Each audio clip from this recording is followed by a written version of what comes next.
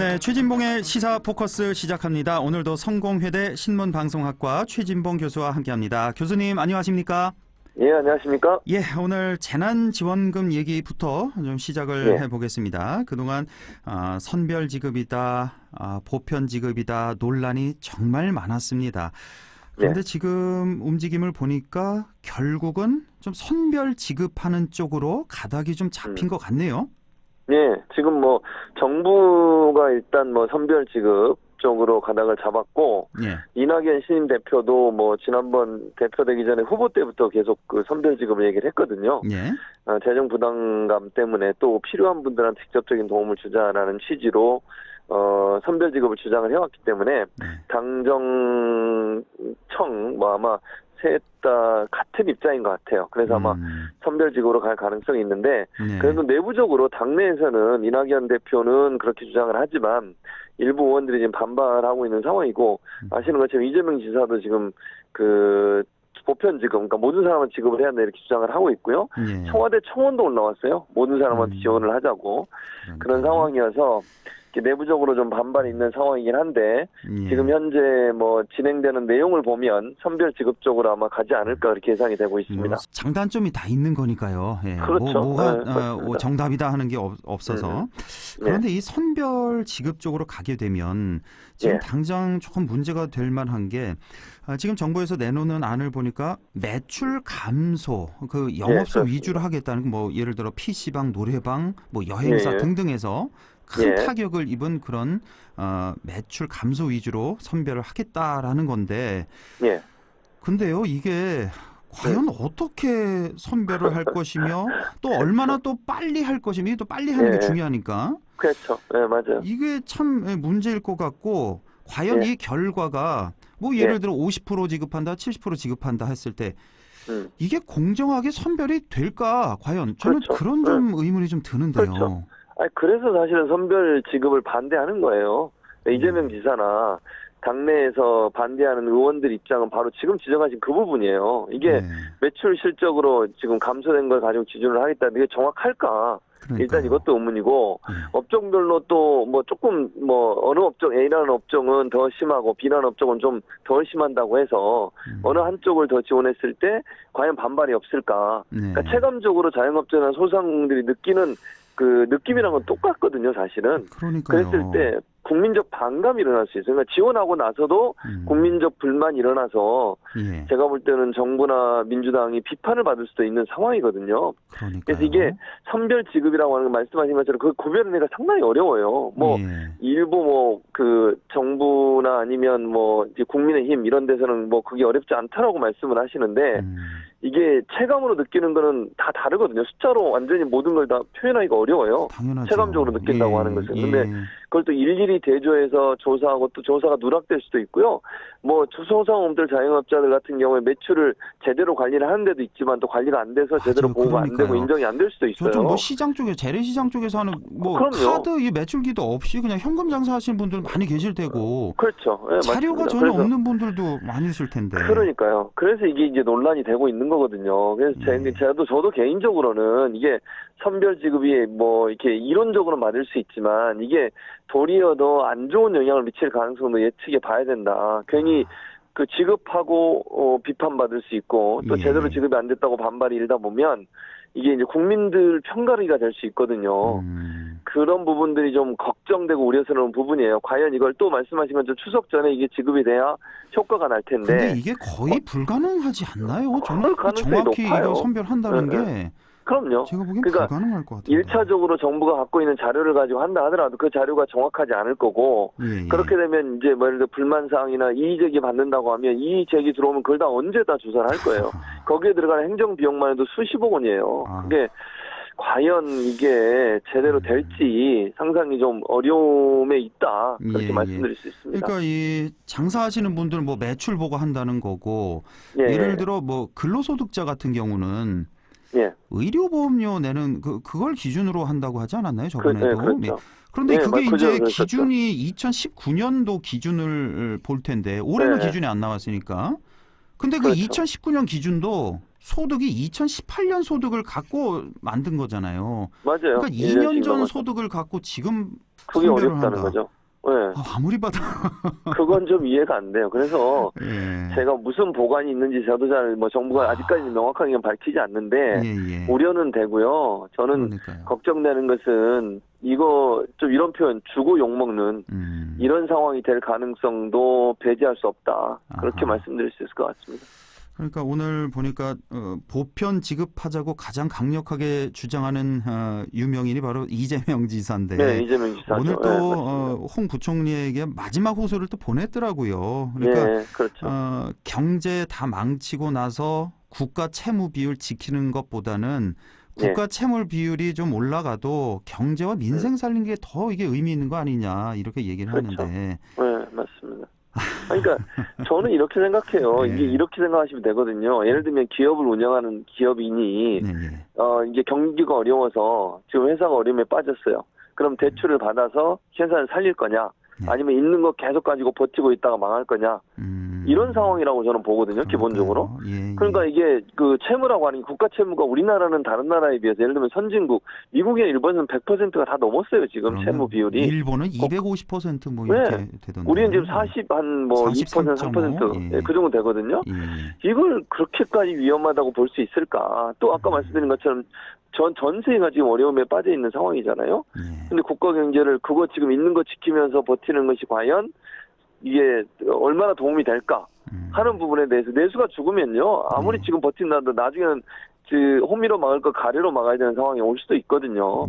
그런 경제적 측면을 좀 고려해야 될 텐데 너무 그렇습니다. 지금 현재 부채 비율 올라가는 것만 고민하고 있어서 그게 올바른 경제 정책인지는 이론이 있습니다. 사실. 그러니까 모두에게 30만 원씩 주느니 저 반 나누어서 더 어려운 사람들에게 60만 원 주고 좀 괜찮은 사람들에게 안 주고 이것도 일리가 있긴 있습니다. 그런데 그렇죠. 저희가 지금까지 얘기한 뭐 여러 가지 문제들 때문에 그런 거고 예를 들어 이제 부자한테 뭐 줄 필요가 있느냐 이런 논리에 대해서는 나중에 다시 걷어들이면 되잖아요. 우리 연말정산하고 종합소득세 신고할 때 그럴 때 뭐 다시 세금을 좀 부자들에게 소득이 많은 사람들에게는 좀 더 걷는다든지. 그리고 또 하나 이렇게 생각하시면 이 돈이 현금으로 주는 게 아니잖아요. 그렇죠.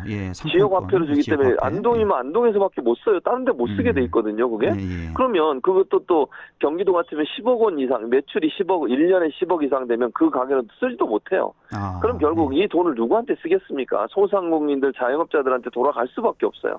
그러니까요. 그게 개인 돈으로 들어가는 것도 아니고 예금하는 것도 아니고 어차피 써서 소상공인들 경기가 좋게 만들어주는 역할을 하는데 돈이 들어가기 때문에 간접적으로 한번 거쳐서 가는 거지만 결국은 소상공인 지원이 된다고 보는 거죠, 사실은.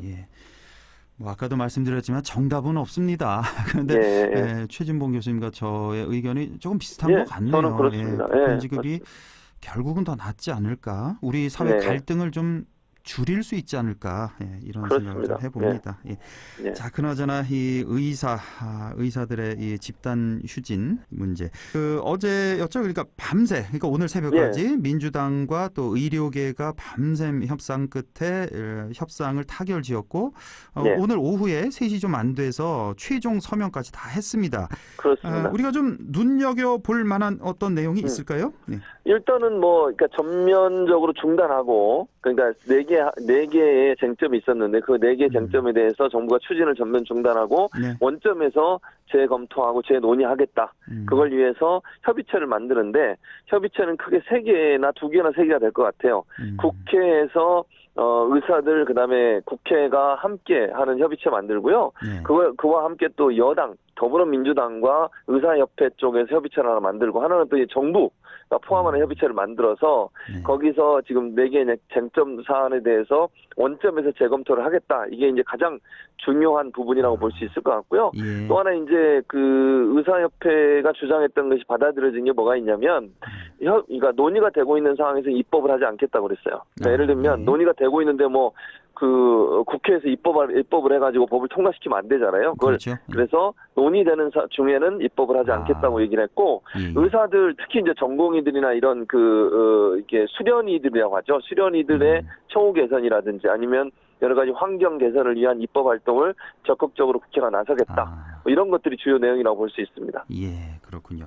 자, 그런데 문제가 뭐냐면 네, 그 네. 대한전공의 협의회라고 있잖아요. 줄여서 네, 그렇죠. 대전협이라고 있는데 네, 네, 이 네, 전공의 분들이 그러니까 우리가 알기 쉽게 뭐 인턴, 레지던트 레지던트. 이런 예, 맞습니다. 분들이라고 보면 되잖아요. 네, 그런데 그렇습니다. 이런 분들은 지금 반발이 세다라고 지금 듣고 있습니다. 그러니까 그렇죠. 의사협회는 이 정부와 협상 마무리 지었는데 예, 전공의 협의회에서는 지금 반발이 있단 말이에요. 예, 예, 그럼 예, 그렇죠. 이분들 전공의 분들은 앞으로 계속해서 집단 행동 이어가는 겁니까? 어떻게 되는 겁니까?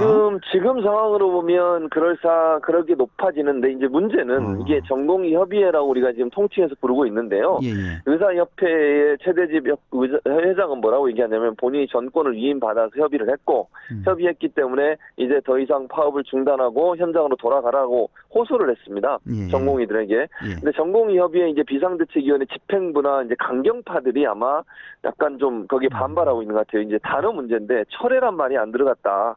이것 때문에 논란이 되고 있는 건데요. 그러니까 예, 예. 원점 재검토와 철회가 다르다고 지금 분석하고 있고, 예, 예. 의사협회에서는 원점 재검토가 철회와 동일한 의미다 이렇게 지금 얘기를 하고 있는 건데요. 제가 볼 때는 이게 이제 의사협회가 어쨌든 공식적으로 정부와 그리고 더불어민주당과 합의에 서명을 했잖아요. 예, 예. 의사협회는 어쨌든 의사 전체를 대표하는 대표 단체인 것이고, 그러면 제가 볼 때는 많은 의사들은 현장으로 돌아갈 가능성이 높다고 봅니다. 다만 이제 전공의 중에도 일부 강경파들은 계속 이걸 이어갈 가능성이 있다고 보는데, 네. 그러면 제가 이제 개인적인 이건 견해고 개인적인 전망입니다만 모든 전공의가 그러면 계속 파업을 할 거냐? 그건 좀 저는 생각이 다릅니다. 왜냐하면 의사협회라고 하는 대표단체가 정권을 이임받아서 협의를 했고, 협의된 내용이 어느 정도 이제 확인돼 서명까지 한 상황이잖아요. 예. 그런 상황에서 지금 의사협회장도 현장으로 돌아가달라고 호소를 하고 있는 상황이고, 그래서 저는 일부 전공의들이 반발해서 당분간 진료 현장으로 돌아가지 않고 진료 거부를 계속할 가능성은 있지만 전공의 전체가 계속할 가능성은 좀 명분이 없고, 지금 상황에서 어쨌든 내부 분열로 비춰질 수 있거든요. 이렇게 되면. 예, 예. 그렇게 되면 국민 여론도 상당히 안 좋아질 겁니다. 의사협회가 지금 현재 서명까지 해서 합의를 했는데 일부 전공의들이 저렇게 자기 밥그릇 때문에 저런 거 아니냐는 여론이 확산되게 되면요. 상당히 여론의 압박이 커질 수 있어요. 그런 차원에서 본다고 하면 전공의 전체가 저는 파업을 계속할 가능성은 낮고 일부는 아마 복귀하지 않을까 그렇게 예상이 됩니다. 그렇죠. 예.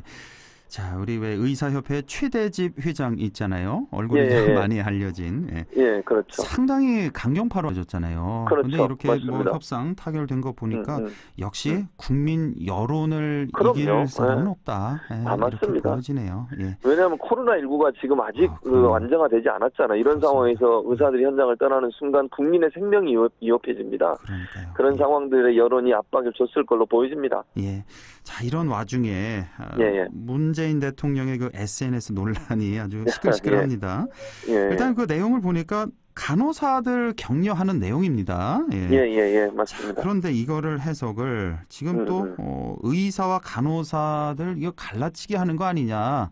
예. 이런 논란이 있는데 이거 어떻게 보십니까? 아마 저는 그렇게는 보지 않아요. 물론 이제 거기서 예를 들면서 뭐 의사들이 자리를 비운 자리를 지금 간호사들이 대체하고 있는 건 맞는 얘기잖아요. 예. 그리고 이제 뭐 논란이 됐던 부분이라면 제가 이제 생각컨대 뭐 예를 들어 의료진 중에 쓰러진 분들이 대부분 간호사였다는 거 다 알고 있다. 이 부분이 약간 좀 의사들이 볼 때는 뭐 그렇게 느낄 수는 있을 것 같아요. 감정적으로.